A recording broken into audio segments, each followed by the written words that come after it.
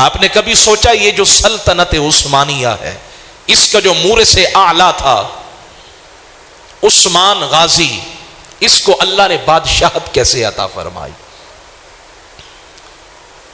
ایک دن سفر کر کے ایک شخص کے ہاں رات کے وقت ٹھہرا تو دیوار کے ساتھ قرآن پاک معلق تھا، آویزاں تھا۔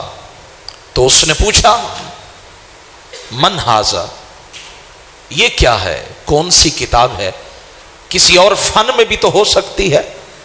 آگے سے مکین نے کہا یہ اللہ کا قرآن ہے۔ وہ تو چلا گیا ایک کمرے میں ٹھہرا کر، لیکن عثمان غازی ساری رات اس نے دل میں خیال آیا اس کمرے میں میں کیسے بیٹھ جاؤں جس میں اللہ کا قرآن موجود ہو، میں بیٹھ کیسے جاؤں جس میں اللہ کا قرآن موجود ہو۔ ساری رات ہاتھ باندھ کے قرآن پاک کے سامنے کھڑا رہا، حضور پر درود بھی پڑھتا رہا، میرے رب کی شان و عظمت بھی بیان کرتا رہا۔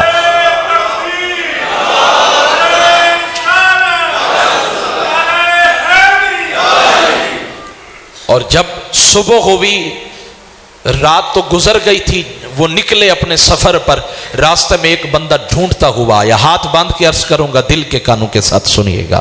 بندہ ڈھونڈتا ہوا آیا، اس نے کہا حضور میں تو آپ کو ہی ڈھونڈ رہا تھا، میں تو آپ سے ملنے کے لیے تڑپ رہا تھا، بے قرار تھا۔ عثمان غازی نے پوچھا کیوں ملنا چاہتے تھے؟ کہا میں خود سے نہیں آیا، مجھے مصطفیٰ کے رب نے بھیجا ہے۔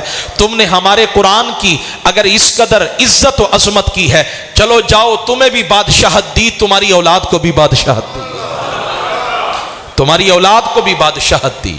اور پھر صدیوں تک سلطنت عثمانیہ، مسلمانوں کی یہ سلطنت چلتی رہی، اور آج پھر اس کی داغ بیل ڈالی جا رہی ہے۔